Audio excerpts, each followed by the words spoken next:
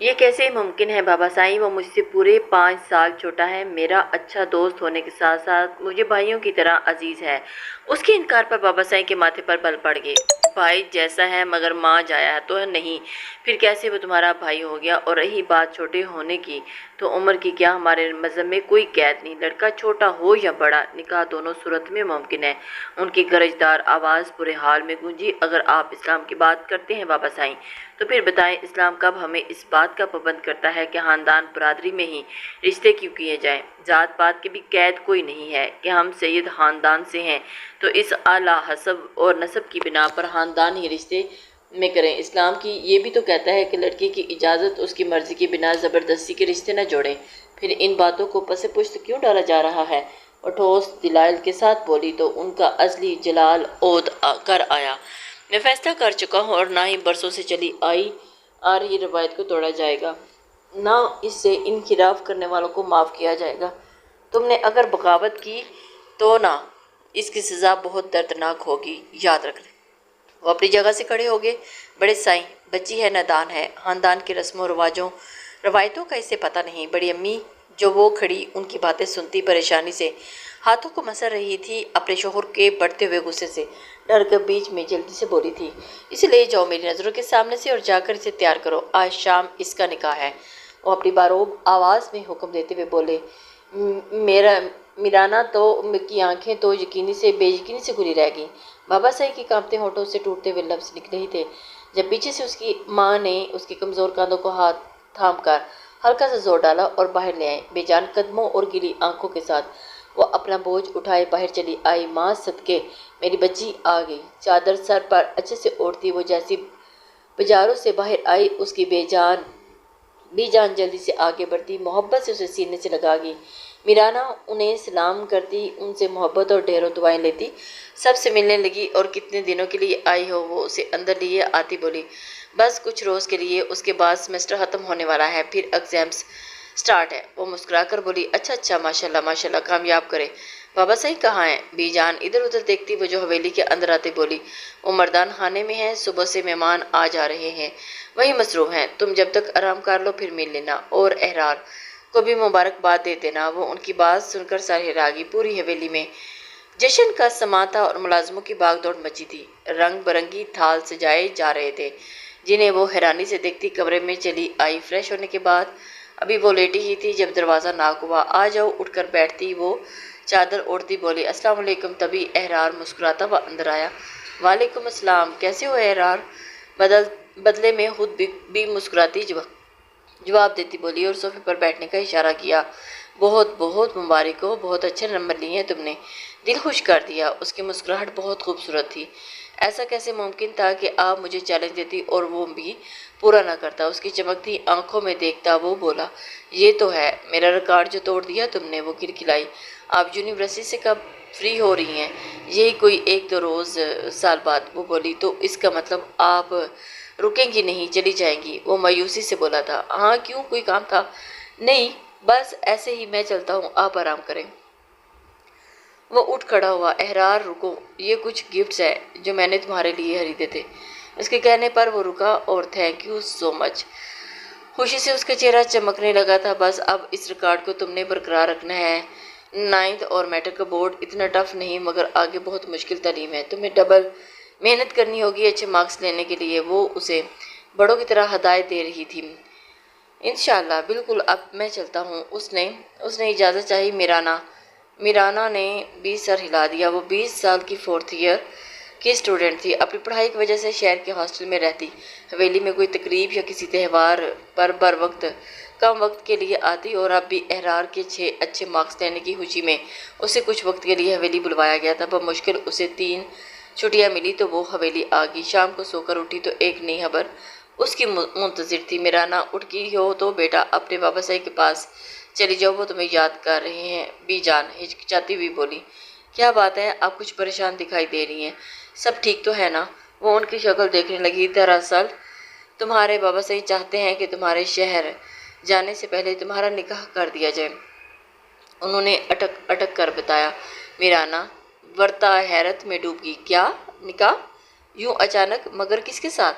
وہ گومگو کی کیفیت میں ڈھیروں سوال کر گئی تھی۔ احرار کے ساتھ ان کی سماعتوں پر جیسے بم گرا۔ اسے لگا اس کے وجود کی دھجیاں بکھر گئی ہوں۔ کافی دیر وہ بولنے کی قوت سے محروم رہی تھی۔ یہ کیسے ممکن ہے بی جان؟ نہیں، ایسا نہیں ہو سکتا۔ اس کا سر نفی میں ہل رہا تھا۔ وہ بچہ ہے، چھوٹا بھائی، سمجھتی ہوں میں اسے اپنی زندگی میں اس غلط فیصلے کی نظر کبھی نہیں ہونے دوں گی۔ وہ قطعیت سے بولی تھی۔ جہاں رسم و رواج کی بات آ جائے وہاں چھوٹا بڑا نہیں دیکھا جاتا، پھر سر جھکانا ہی پڑتا ہے، خوشی سے یا پھر زبردستی سے۔ میری بچی، وہ تھکے ہوئے لہجے میں کہہ رہی تھی، اور میرانہ مارے صدمے ان کی شکل دیکھ رہی تھی۔ رسم؟ کیسی رسم؟ اس کے لبوں پر سے سرسراہٹ نکلی تھی۔ ہمارے خاندان کی رسم ہے، سیدوں کی لڑکی صرف سیدوں میں ہی بیاہی جاتی ہے۔ چونکہ خاندان بھر میں تمہارے جوڑ کا کوئی لڑکا نہیں، کوئی نہیں، اس لیے تم احرار کے حصے میں آئی ہو۔ بچپن میں ہی تمہیں احرار کے ساتھ منسوب کر دیا گیا تھا، اور ویسے بھی لالا کی خواہش تھی کہ تم ان کی بہو بنو۔ جب احرار پیدا ہوا تھا انہوں نے تبھی تمہارے بابا سے تمہیں مانگ لیا تھا، تو اور 5 سال کا کوئی زیادہ فرق نہیں ہوتا۔ وہ دیوار کا حوالہ دیتے ہوئے بولی تھی تو اس کی آنکھوں سے پٹ پٹ آنسو ٹپکنے لگے۔ بی جان، مجھ سے یہ نہیں ہوگا، میں مر جاؤں گی۔ یہ زہر کا پیالہ مجھ سے پینے کو مت کہیں۔ وہ سسک پڑی۔ میری جان، تمہارے بابا صحیح زبان دے چکے ہیں، اب وہ اس پر سے نہیں پھر سکتے۔ یہ خاندان کے اصولوں اور روایتوں کے خلاف ہے۔ انہوں نے اس کا صبیح چہرہ ہاتھوں میں تھاما تو وہ اور بھی شدت سے رو پڑی۔ میری بچی، تمہیں قربانی دینی ہوگی اپنے بابا کی عزت اور خاندان کی روایت کو برقرار رکھنے کے لیے۔ اب رو مت، اٹھو۔ بابا جان، بابا صحیح انتظار کر رہے ہیں۔ اونٹ کاٹتے ہوئے اس نے سر پر دوپٹہ ٹھیک کیا اور اٹھ کھڑی ہوئی۔ سرخ آنکھیں لیے وہ تھوڑی دیر میں ان کے سامنے بیٹھی تھی۔ احرار کا میٹرک کا رزلٹ ہو گیا اور اب اس کا شہر کے اعلیٰ کالج میں داخلہ کروانا ہے، جس کے لیے اس کو ہاسٹل میں رہنا ہوگا، جو کہ مجھے بالکل منظور نہیں۔ روز روز وہ اتنی دور آ جا سکتا نہیں، اس لیے ہم نے فیصلہ کیا ہے کہ تمہارا نکاح اس کے ساتھ کر دیا جائے۔ جو کام کل کرنا ہے وہ آج ہی ہو جائے۔ گھر کا انتظام شہر میں ہو گیا ہے، تم دونوں وہاں ساتھ رہو گے تو مجھے کوئی فکر نہیں ہوگی۔ تم اس کی پڑھائی کا اور اس کا زیادہ دھیان رکھو گی، تمہیں اس کی رہنمائی کرنی ہے۔ ماشاءاللہ سے تم خود پڑھی لکھی ہو، سمجھدار ہو، تمہارے مسائل سمجھتی ہو۔ وہ اسے تفصیل بتا رہے تھے اور ادھر اس کا دماغ سن ہو رہا تھا، یعنی اس کی بیوی کی صورت احرار کے لیے ایک نوکرانی آیا چاہیے تھی جس کی سرپرستی انہیں سونپی جا رہی تھی۔ وہ تلخی سے سوچنے لگی، مجھے اس رشتے پر اعتراض ہے بابا صاحب۔ میں خود سے 5 سال چھوٹے بچے سے شادی نہیں کر سکتی جسے میں نے بھائیوں کی طرح سمجھتی ہوں۔ کل اس چھوٹے سے بچے کو شوہر کا مقام کیسے دے سکتی ہوں؟ خود اذیتی سے کہتے وہ لب کاٹنے لگی تھی۔ کیا بکواس کر رہی ہو؟ ہوش میں تو ہو؟ یہ فیصلہ خاندان کے اصول اور اس کی روایت پر ہوا ہے جسے تمہیں ہر حال میں قبول کرنا ہوگا۔ تمہارے ماننے سے وہ تمہارا بھائی نہیں ہو جائے گا، اور اسلام میں عمر کی کوئی شرط نہیں، چھوٹا ہو یا بڑا۔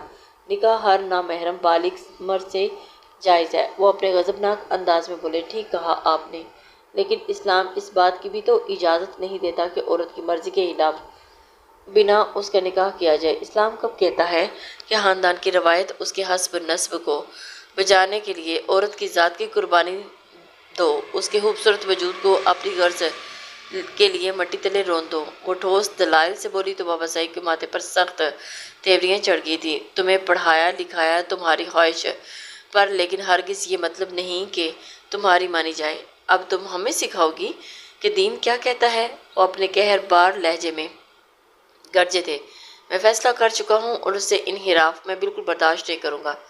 کھڑے ہوتے وہ اس کی طرف سے رخ پھیر گئے تھے۔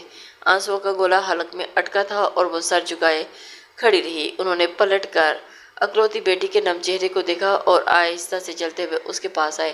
بیٹا، ہم سید ہیں اور سید خاندان میں باہر شادی نہیں کرنا ہماری روایت کے خلاف ہے۔ ہماری آنے والی نسلوں کا سوال ہے، ہم مجبور ہیں اور اپنے مرحوم بھائی سے کیا ہوا وعدہ مجھے ہر حال میں نبھانا ہے۔ ان کا ہاتھ میرانہ کے سر پر آ ٹھہرے تھے۔ لیکن یہ کہاں کا انصاف ہے بابا صاحب کہ وعدے کی پاسداری اور روایت کو برقرار رکھنے کے لیے آپ اپنی بیٹی کی زندگی خراب کرنا چاہتے ہیں؟ وہ تڑپ کر بولی، میرانہ، کیا اس دن کے لیے تمہیں پیدا کیا تھا کہ اپنے باپ سے سوال جواب کرو؟ بی جان سینے پر ہاتھ رکھتی دکھ سے بولی تھی، اسی لیے جاؤ شاداج اور جا کر تیار کرو، آج شام اس کا نکاح ہے۔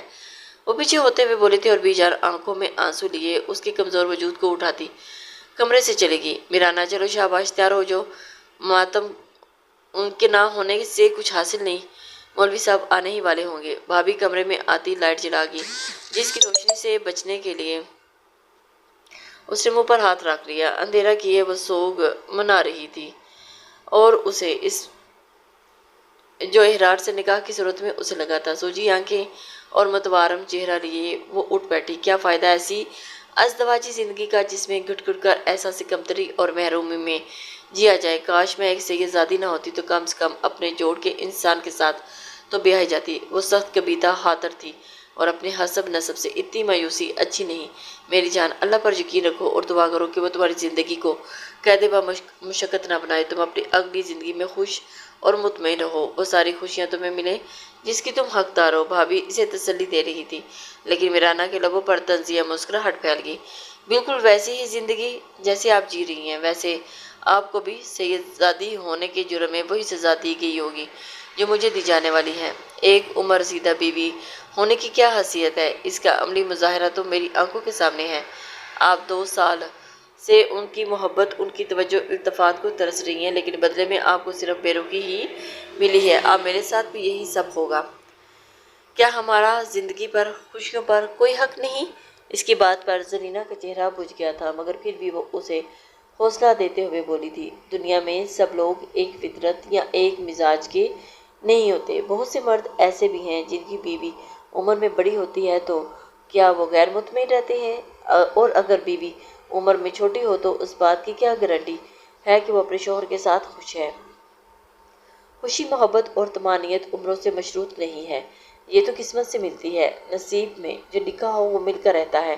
میری قسمت میں اللہ نے جو لکھا وہ میں نے فراغ دل سے قبول کر لیا۔ یہ روایت ہم بدل نہیں سکتے اور نہ ہی بغاوت کر سکتے ہیں۔ اگر اللہ نے چاہا تو تمہیں محبتوں سے لبریز زندگی ضرور ملے گی، اور میرا دل کہتا ہے کہ احرار تم سے ٹوٹ کر محبت کرے گا۔ اس کا مزاج بہت مختلف ہے۔ وہ اسے سمجھانے کی بھرپور کوشش کر رہی تھی، تبھی وہ اپنی جگہ سے اچھل پڑی۔ بھابھی، کیا بابا سائی نے احرار سے نکاح کی بابت پوچھا ہے؟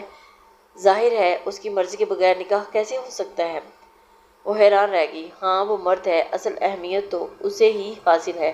میرے انکار احتجاج کی کوئی وقت ہی نہیں۔ کسی نظر میں شرم تو نہیں آئی؟ اسے ابھی عمر ہی کیا ہے، اس کی شادی کرنے کی انکار نہیں کر سکتا تھا؟ وہ تپتی ہوئی بولی تو بھابھی نے وہ سختہ مسکراہٹ چھپائی، وہ بہت سعادت مند اور نیک بچہ ہے، کبھی بابا سائی کی بات نہیں ٹالی۔ بھابھی کی بات پر اس کا پارا ہائی ہوا۔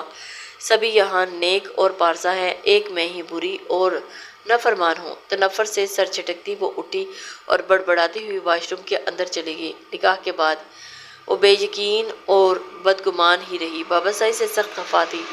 بی جان نے اسے بہت سمجھایا، مگر وہ ہنوز منہ بنائے پھیلائے ہی رہی۔ شہر واپسی پر وہ ان سے روٹھی روٹھی سی ملی۔ جب وہ حویلی آئی تھی تو اکیلی تھی، لیکن اب اس کے ساتھ احرار تھا۔ اس نے غیر محسوس طریقے سے اپنے برابر بیٹھے احرار کا جائزہ لیا۔ وہ 15 سال کا بچہ اس کا شوہر تھا، یہ خیال ہی اس کا دماغ گھما رہا تھا۔ اس معصوم کو تو خبر ہی نہیں کہ بیوی اور اس کے حقوق کیا ہوتے ہیں۔ میں کیسے اس کے ساتھ پوری زندگی گزار سکوں گی؟ یا اللہ، اگر میں یہی سوچتی رہی تو میرا کیا بنے گا؟ میرا تو دماغ ہی پھٹ جائے گا۔ اور اسے دیکھو کتنے سکون میں بیٹھا ہے۔ بھاڑ میں جائے سب، مجھے کسی کی پرواہ نہیں۔ میں ویسی ہی رہوں گی جیسے اس کے ساتھ پہلے رہتی تھی، روب سے۔ نہیں نبھانے مجھے نئے رشتے۔ وہ غصے سے خود سے باتیں کر رہی تھی، اور پھر ایسا ہی ہوا۔ وہ پورے دبدبے سے گھر میں رہتی، اور اس کے کھانے پینے، سونے جاگنے، پڑھنے کی روٹین بھی اس نے ترتیب دی تھی، جس پر وہ مؤدب ہو کر عمل کرتا۔ بے شک وہ کم عمر تھا، لیکن سمجھدار تھا۔ میرانہ کو لگتا تھا کہ وہ اس نازک رشتے کی اہمیت سے ناواقف ہے، لیکن در حقیقت وہ سب کچھ جان کر بھی خاموش تھا۔ صحیح وقت کے انتظار میں وقت پر لگا کر تیزی سے آگے بڑھنے لگا، مگر وہ محتاط ہوگی۔ وقت کے ساتھ اس کے احساسات بھی برف کی طرح جم گئے۔ انتہائی مشینی انداز میں وہ وقت کاٹ رہی تھی، اور حویلی سے بھی سب ان سے ملنے آتے رہتے تھے، اور اس کے انتہائی سنجیدہ رویے کو دیکھ کر بھابھی اور بی جان اسے ٹوکے بنا نہیں رہ پاتے۔ میرانہ، یہ کیا حال بنائے گھومتی ہو؟ اب ایسی بھی کیا بڑھیا نہیں ہوگی جو زندگی کو خود پر تنگ کیا ہوا ہے؟ تھوڑا تیار ہوا کرو، ہنسا بولا کرو۔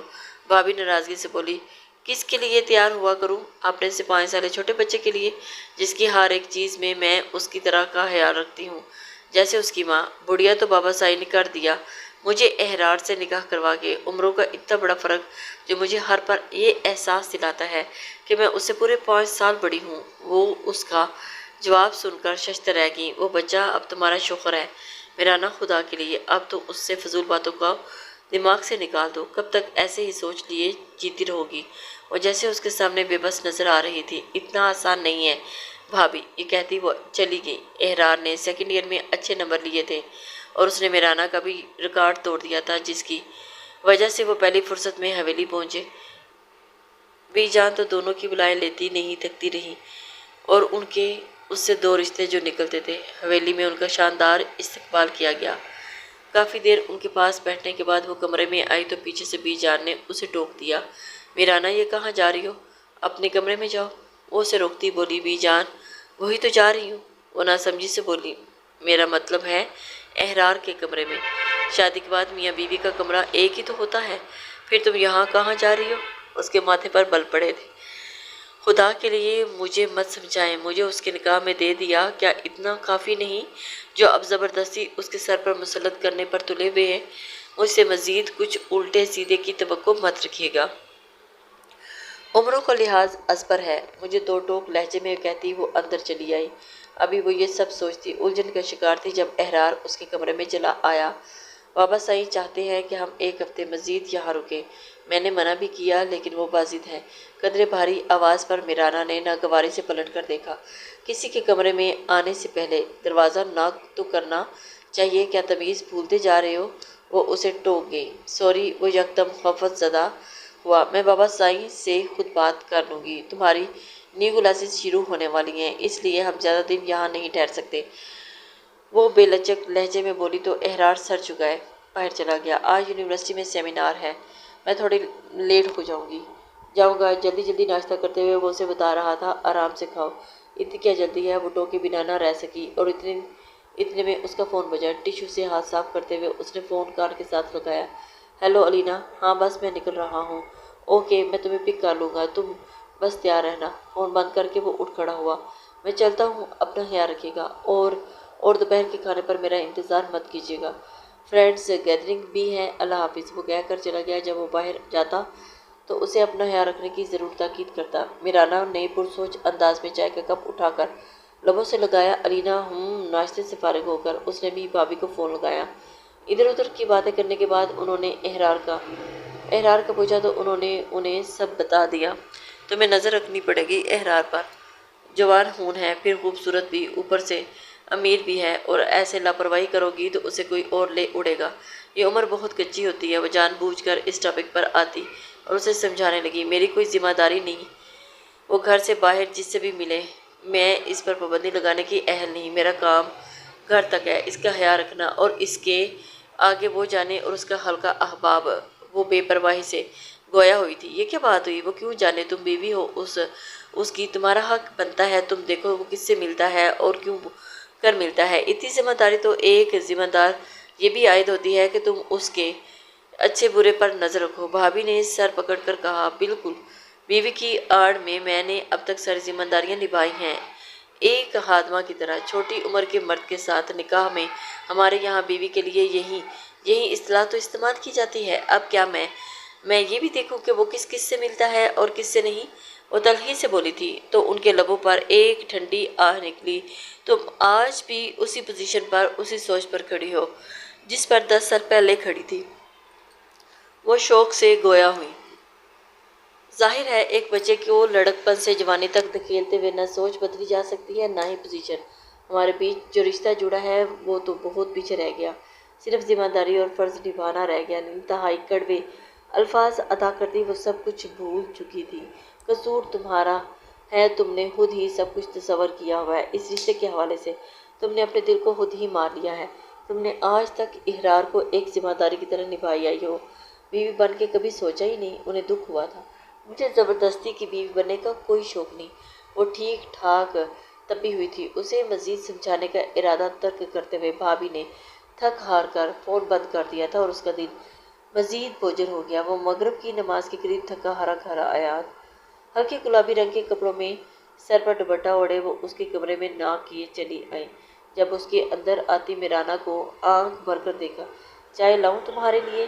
اور سادگی سے بولی، بنا یہ جانے کہ وہ کتنی محویت سے اسے دیکھ رہا ہے۔ کیسی ہیں آپ؟ اس کے پوچھنے پر وہ گڑبڑائی۔ یہ پہلی بار نہیں تھا، وہ ہمیشہ اس کی فکر کرتا تھا۔ ٹھیک ہوں، وہ سنجیدگی سے بولی۔ آپ پلیز مجھے ٹیبلٹ بھجوا دیں، سر درد کی میں کچھ دیر ریسٹ کرنا چاہتا ہوں۔ وہ کنپٹیاں دبائے بولا۔ میرانہ سر ہلا کر باہر نکل آئی۔ ملازمہ کے ہاتھ دوائی بھجواتی ہوں۔ وہ مغرب کی نماز ادا کرنے لگی۔ نماز سے فارغ ہوتی وہ وہیں ڈرائنگ روم میں بیٹھی کوئی کتاب پڑھ رہی تھی، تبھی گھر کے مین فون پر بیل بجی۔ اس نے کوپ سے فاصلے پر رکھے ہوئے فون کو دیکھا اور پھر اٹھ کر فون کان سے لگا گئی۔ ہیلو جی، السلام علیکم۔ دوسری طرف سے نسوانی آواز آئی۔ وعلیکم السلام، جی کون؟ جی مجھے احرار سے بات کرنی ہے۔ دراصل ان کا سیل آف جا رہا ہے، میں نے کئی بار ٹرائی کیا، پھر لینڈ لائن پر ملانا پڑا۔ اس نے ریزن دیا۔ احرار تو اس وقت سو رہا ہے، لیکن آپ کون ہیں؟ اس نے تذبذب سے پوچھا تھا۔ اچھا چلیں، جب وہ جاگ جائیں تو انہیں کہیں کہ وہ علینا سے رابطہ کر لیں، میں انتظار کروں گی۔ اس نے یہ کہہ کر کھٹاک سے فون رکھ دیا۔ اوہ علینا، اس نے سیٹی کے سے انداز میں ہونٹ سکوڑے اور زیر لب نام لیتی واپس آ بیٹھی۔ کتاب کھول تو لی، لیکن ایک لفظ نہ پڑھ پائی تھی۔ علینا نام کا لفظ جیسے اس کے دل میں کنڈلی مار کر بیٹھ گیا تھا۔ غصے میں کتاب میز پر پٹکتی ہوئی باہر لان میں چلی آئی۔ کیا ہوا، یہاں کیوں اکیلی بیٹھی ہیں؟ تبھی احرار بھی فریش سا وہاں چلا آیا۔ مطلب وہ سویا ہی نہیں تھا؟ میرانہ نے غور سے اسے دیکھا۔ علینا کا فون آیا تھا، اسے کال بیک کر لینا اس کا حکم تھا۔ اس کی بات کو یکسر نظر انداز کیے بولی تو احرار بمشکل اپنی ہنسی ضبط کر گیا۔ اوہ ہاں، اس نے مجھے کہا تھا کہ گھر پہنچ کر اپنی طبیعت کو بتانا، مجھے یاد ہی نہیں رہا۔ آپ اپنے ہاتھ کی مزیدار سی کافی پلا دیں، مجھے ایک دم خیال آیا۔ کھانا نہیں کھاؤ گے؟ نہیں، ابھی بھوک نہیں فی الحال۔ آپ کے ہاتھ کی کافی کی طلب ہے، چہرے پر چمک لیے وہ مسکراتے ہوئے بولا۔ کافی بنانے وہ کچن چلی آئی۔ وہ 2 مگ کافی کے ٹرے میں رکھے بعد وہ احرار کے کمرے میں چلی آئی۔ اس نے ابھی بات ہی کر کے فون بند کیا تھا کہ ہلکی سی گنگناہٹ اس کے لبوں پر تھی۔ کون ہے یہ لڑکی؟ اس نے تجسس سے پوچھا تھا۔ رحیل، میرا دوست، اس کی فرینڈ ہے، یونیورسٹی میں ساتھ ہی پڑھتی ہے، اس نے عام سے لہجے میں جواب دیا۔ تو رحیل کی دوست نہیں تمہیں فون کر رہی ہے؟ ہلکی سی ناگواری اس کے لہجے میں جھلکی تھی۔ ویسے ہی یونیورسٹی میں ساتھ اٹھتے بیٹھتے تو سلام دعا ہے، اگر اس نے میرا حال احوال پوچھ لیا تو کیا برائی ہے؟ اچھی لڑکی ہے، وہ نارمل سے انداز میں بولا تو میرانہ چپ ہوگی۔ اگلے روز وہ یونیورسٹی نہیں گیا تو علینا خود ہی آدم کی نائٹ جین، اوپر سے ٹی شرٹ پہنے، بنا دوپٹے کی گولڈن بال اور ڈارک لپسٹک لگا کے وہ حسین مجسم کا تاثر دے رہی تھی۔ میرانہ تو اسے اس طرح دیکھ کر تھک کر رہ گئی تھی۔ کتنے استحقاق کے ساتھ وہ بنا اجازت لیے اس کے کمرے میں گھس گئی تھی۔ کمال ہے احرار، تمہیں کب سے انتظار کر رہی ہوں اور تم ہو کہ یہاں آرام کر رہے ہو؟ وہ تب سے بیڈ پر اس کے قریب بیٹھتے ہوئے بولی۔ احرار سیدھا ہو کر اٹھ بیٹھا۔ کتنی سستی پھیلائی ہوئی ہے تم نے، اٹھو فریش ہو، آج سر عبدالرزاق کا بہت اہم لیکچر ہے، ہمیں جو ٹاپک دیں گے اس پر ریسرچ بھی کرنا ہے۔ رحیل بتا رہا تھا۔ وہ مزے سے اس کے پورے کمرے کا جائزہ لیتی ہوئی بولی تھی۔ لیکچر 10 بجے ہے، آرام سے چلیں گے، تم کچھ کھا لو۔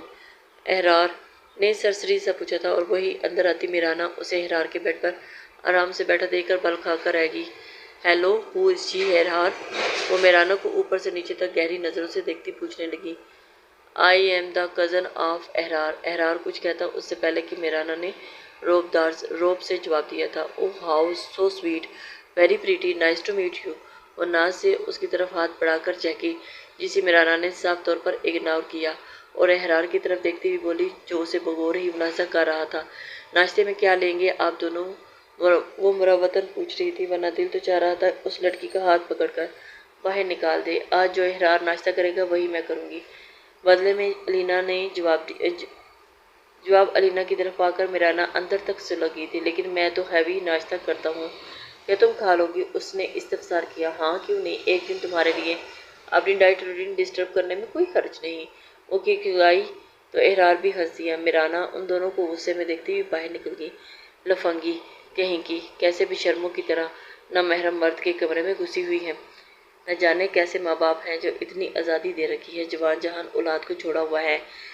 اس نے دانت پر دانت جماتے ہوئے اسے خطاب دیا اور کچن میں جاتی ناشتہ بنانے لگی۔ تقریباً تھوڑی ہی دیر میں ملازمہ کے ساتھ مل کر اس نے ناشتہ ٹیبل پر سجا دیا اور ناشتہ تیار ہے۔ جوس کا جگ ٹیبل پر رکھتے ہوئے اس نے دونوں دونوں کو آواز دی۔ غالباً 5 منٹ بعد دونوں ہنستے ہوئے کمرے سے باہر نکلے تھے۔ وہ جل کر خاک ہو گئی تھی۔ اتنی دیر آخر وہ احرار کے ساتھ کمرے میں اکیلی کیا کر رہی تھی؟ باہر نہیں آ سکتی تھی؟ بیہودہ کہیں کی وہ دل ہی دل میں بڑبڑا رہی تھی۔ پھر مزے لے کر ناشتہ ختم کرنے کے بعد وہ دونوں چلے گئے۔ دوپہر جب اسی واپسی ہوئی تو میرانہ دن دناتے ہوئے اس کے کمرے میں آئی۔ کس قسم کی بے حیا لڑکی ہے، اتنی ایجوکیٹڈ ہونے کے بعد بھی ذرا تمیز نہیں۔ احرار نے نظریں اٹھا کر سوالیہ انداز میں دیکھا۔ وہ سلینا کی بات کر رہی ہو؟ کسی غیر محرم کے کمرے میں گھس کر اتنی بے تکلفی برتنا کہاں کی تمیز ہے؟ تم اسے منع نہیں کر سکتے تھے؟ آئندہ وہ مجھے اپنے گھر میں نظر نہ آئے۔ اس قسم کی حرکتیں مجھے بالکل پسند نہیں۔ اس نے وارننگ دی تھی۔ اتنا بے مروت نہیں ہوں کہ گھر آئے مہمان کو منع کروں۔ یہ اس کا لائف سٹائل ہے، وہ جیسے چاہے رہے، میں اس پر پابندی نہیں لگا سکتا۔ اگر آپ کو کوئی پرابلم ہے تو آپ اسے منع کر سکتی ہیں۔ وہ سہولت سے کہہ کر اسے کام میں مصروف ہو گیا تھا۔